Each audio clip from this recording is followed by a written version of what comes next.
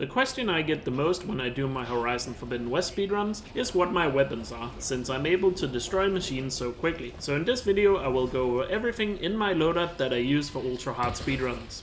Now, I am sure that even after this video, there will still be some questions, so I'll answer some of the most common questions in the description. But for now, let's go over my loadout.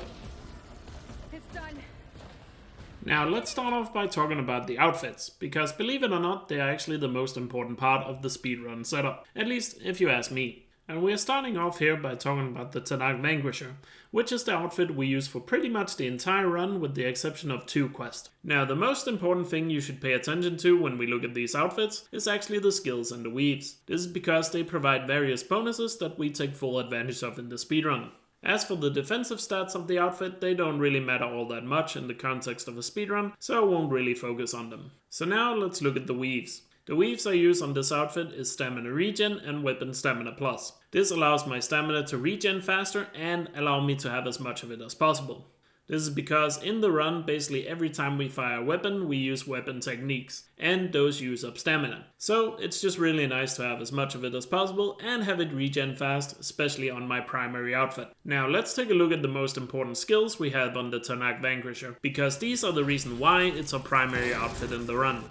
Starting off with the most important skill, which is low health ranged. Now this skill gives us an 80% damage boost on ranged weapons as long as we are below 50% health. And we take full advantage of this by even damaging ourselves in the speedrun to get below 50% health, and then we can just absolutely melt through machines, as you can see right here. Another important skill we have on the outfit is the Valor Surge Master, which simply gives us more Valor over the course of the run so we can build up towards Valor Surges, which are part of key strategies, but more on those later in the video. Now the last important skill we have on the Vanquisher is the Evader skill. This skill basically allows you to dodge more times in a row without having the little stumble that Aloy does. Because normally you can only roll twice before Aloy does the little stumble, but with Evader that is increased to 4. And you can even use specific foods to bring it all the way up to 8 dodges before you get the stumble animation. But in Horizon Forbidden West, it's actually faster to be sliding rather than rolling and dodging. So why does Evader matter? Well, that is because in swimming it's faster to dodge, and there the same concept applies when it comes to stumbling, as you can see right here. And that just simply allows us to swim a lot faster in the big swimming sections throughout the run. Now those are the 3 important skills that are the reason why we use the Tenakth Vanquisher as our primary outfit in the speedrun.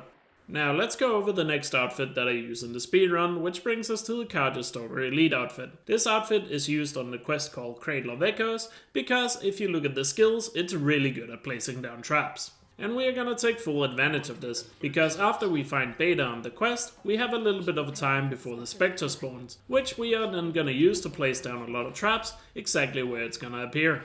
And this is where the 2 skills on the outfit come in. The first one being the Trap Limit, which allows us to place down 8 traps at once, and the Quick Trapper, which allows us to place all the traps before the Spectre spawns here. And that allows us to take out the Spectre as soon as he jumps in.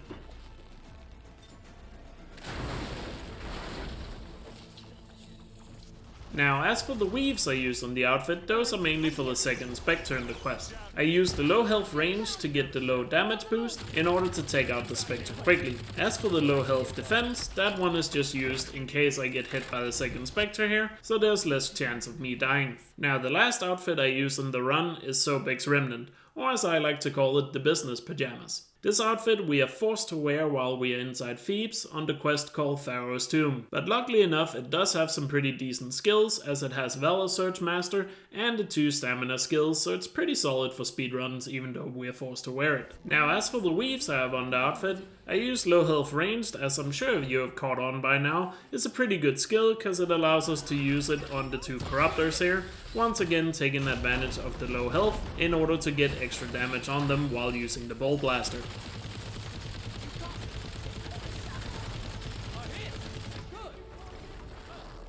As for the other weave I use on the outfit, that would be the Quick Trapper. That is because I want to quickly place down some traps to take out the Quen at the beginning of the escape from Thebes.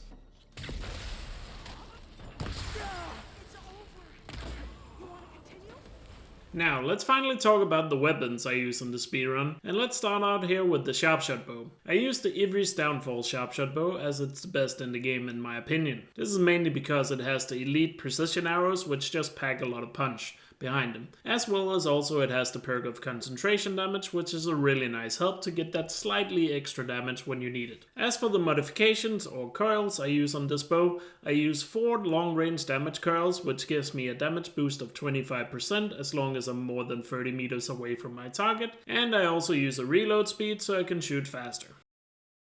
As for the weapon techniques I use on this bow, I only use one, which is the focus shot, because not only does it shoot faster compared to a regular overdraw shot, it even does more damage than an overdraw shot, which is just really effective, especially against human enemies like these.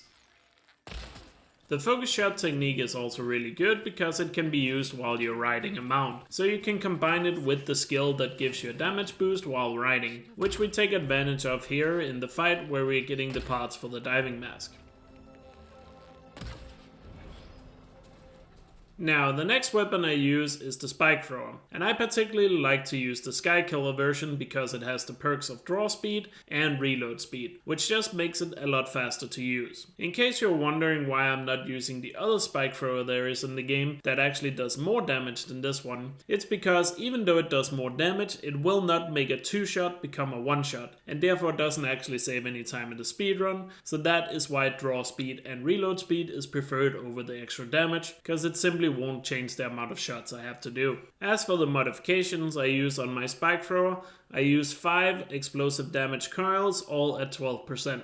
Now, in case you're wondering why I'm not using the long range coils to get 25% damage boost, it's simply because most of the time I'm using the Spike Thrower, I'm not more than 30 meters away from my targets. Now, with the Spike Thrower, I'm actually using 2 different weapon techniques throughout the run. The first one here being the Propel Spike, which is just a really efficient way of taking out the bristlebacks at the beginning of the run, as you can see right here.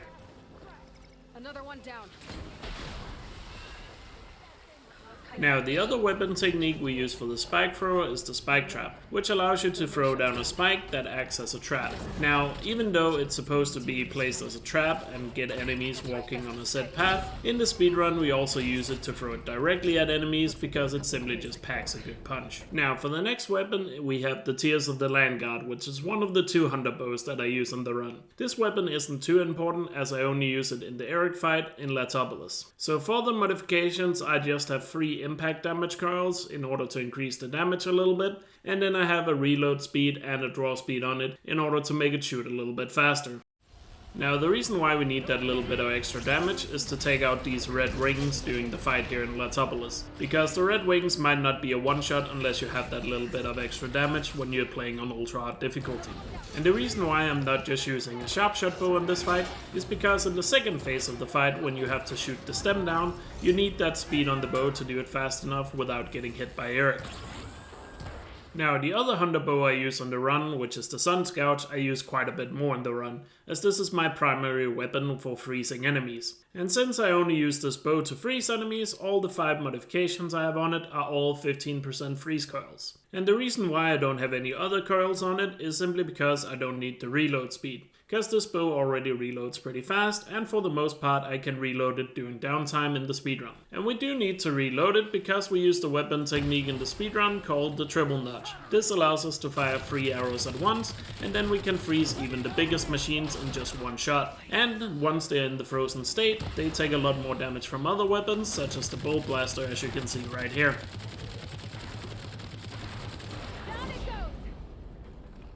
Speaking of Boltblaster, I guess it's finally time to talk about it. So I use the Blastforge Boltblaster because it has a faster draw speed and reload speed, which are both things that are pretty important for the Boltblaster in the speedrun, as it is otherwise rather slow. Now, there is actually another Boltblaster in the run that does a lot more damage, but in order to get that damage boost from it, you have to use the slowdown ability, so it doesn't do as much damage over time, which is not good for the speedrun.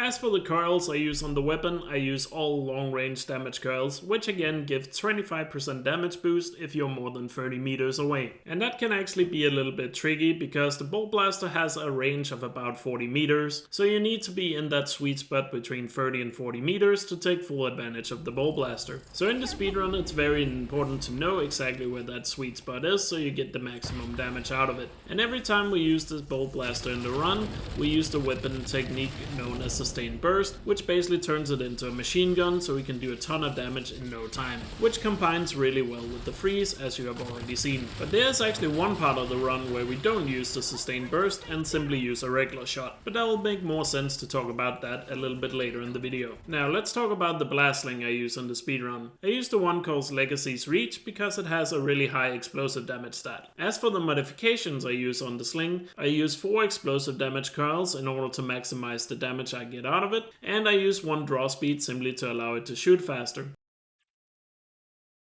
Now the Blastsling is mainly used to take out the smallest machines on the run, or to quickly clean up some of the machines after they have already been damaged. Now the last weapon I use in the speedrun is, believe it or not, the Ropecaster, because it's actually quite good in this game. Now I use the Elite Ropecaster simply because there's no legendary version of it in the game, so this is the best Ropecaster you can get. And as for the modifications, I simply use 3 draw speed coils because I want it to shoot as fast as possible so I can tie down machines faster. Now the main thing we use the Ropecaster for is to tie down Spectre Prime in the final fight of the game, because it allows us to do a strategy where we can get a nice clean kill on Tilda without her moving around too much. We also use the Ropecaster to tie down a few other machines in the run, but the primary use is here on Spectre Prime.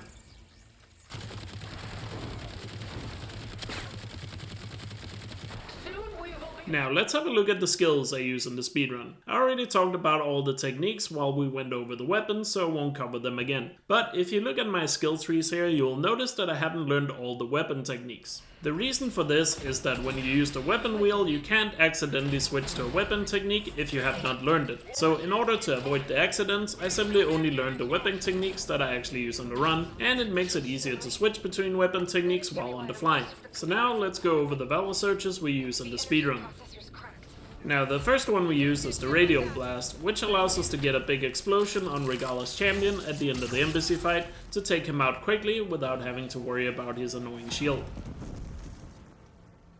The next Valor Surge we use is on the cool route, because here enemies spawn in nice big packs together and they're standing close to each other, so we can take full advantage of the Valor Surge known as Chain Burst. What this does is basically transfers damage between enemies that are close together and also elemental states, which allows us to clean through all these enemies that spawn here in very few shots.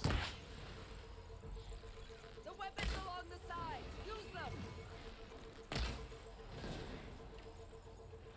The next Valor Surge we use is the Power Shots, which we use for a pretty awesome strategy here on the Thunderjaw fight right before we enter Thebes. Now, Power Shots will allow each of the shots coming from a Boltblaster to do slightly more damage, and we use this in combination with an Overdraw potion to shoot the disc coming out of the Thunderjaw to kill it basically instantly.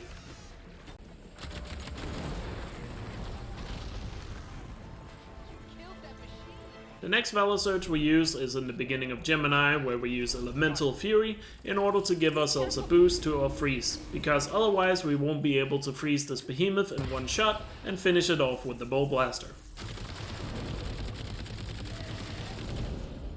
The final Valor Surge we use on the run is also on the final fight of the game against Tilda and Spectre Prime, because Range Master is used here to give us even more of a boost combined with all the other boosts we have already talked about, and that allows us to take out Spectre Prime in just one burst with the Boltblaster.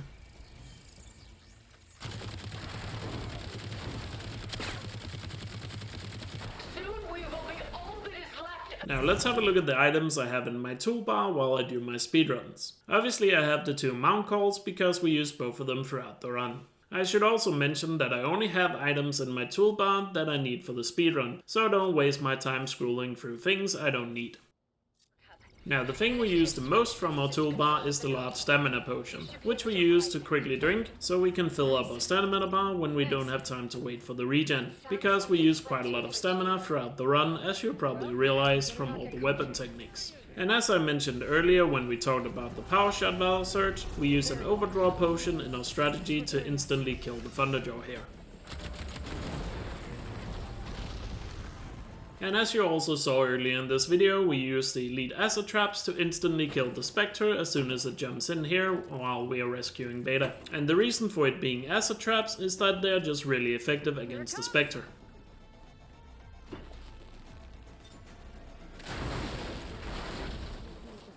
Now the food I use to swim faster, or more specifically gives me more dodges I can do in a row before I stumble, is called Ruby Sunrise. I simply eat it before any of the last swimming sections in the game, and it allows me to dodge 8 times before Aloy stumbles, which allows me to swim faster because dodging is the fastest form of movement in water. The final item I have in my toolbar is the smoke bombs, which I use here in the greenhouse in order to just be able to run through a large pack of machines, and also allows me to do a little bit of a wall jump skip here without worrying about the enemies attacking me while I do so. Now I should also mention the stash, because the stash is used a lot in the New Game Plus speedrun, because it's very efficient when you can just walk up to it, open it up, hold square, and then you're refilled on all your ammo and resources, just like that. And it is that efficient because in my stash, as you can see right here, I've loaded it up with a lot of ammo. That way I don't have to craft ammo throughout the run and can save a lot of time by simply looting it from the stash. Of course there are times where a stash is too far out of the way and we still need to craft ammo, so I still have a lot of resources in my stash, because you are limited in how many resources you can carry in this game. So it's nice to be able to fill it up. And speaking of resources, there are 2 important ones that I carry on me while I'm in the middle of the speedrun for New Game Plus. Those are the Leaplasher Spark Coil and the Kindleweed Oil, because those are used in order to craft the igniter early in the game. And if you already have these resources, you don't have to go out of your way to get them, which is a thing we can take advantage of in New Game Plus. Now, the final thing I want to go over in the run is my settings, because I get a lot of questions about them. I won't be covering all the settings here, but I'll quickly mention the ones that are important to the speedrun. The first one here being the pathfinding, which I use Explorer, because then it just tells you which straight line you need to go to in order to get to the objective, and for me that just makes it easier to navigate in the middle of a speedrun. As you can also see right here, I'm using a custom HUD setting. I'll quickly scroll through the settings here. I basically have everything on always on or dynamic unless it's related to tutorials, because in the speedrun it's just nice to always have the information on screen.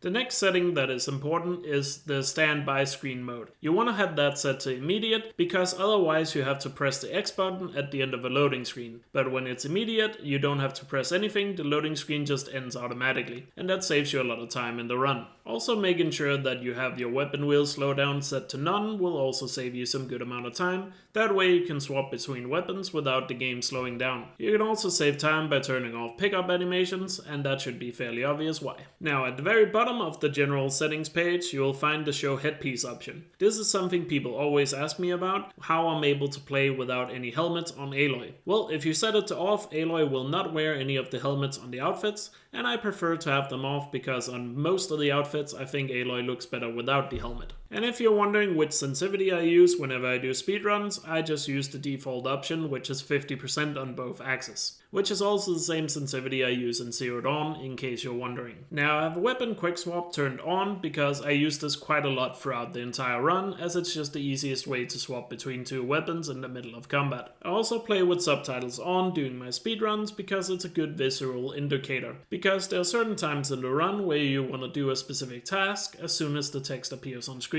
As for the visuals, I obviously play with favorite performance to get 60 FPS on my PS5, and I have my camera set to dynamic because I just prefer it that way. It also makes a few of the skips a little bit easier in the run with the dynamic camera. Also, for all the motion blur and camera shake, I have it turned off because I just find it annoying when it's on. And there you have it, that is everything that goes into my speedrun loadout. And remember, if you still have questions, I've answered some of the most common questions in the description below, so check that out, you might find your answer there. But should you still have questions, then leave a comment and I'll do my best to answer it. Anyway, if you want to see me do speedruns live, then come hang out on my stream, there's a link to it in the description as well. Other than that, thanks for watching, take care.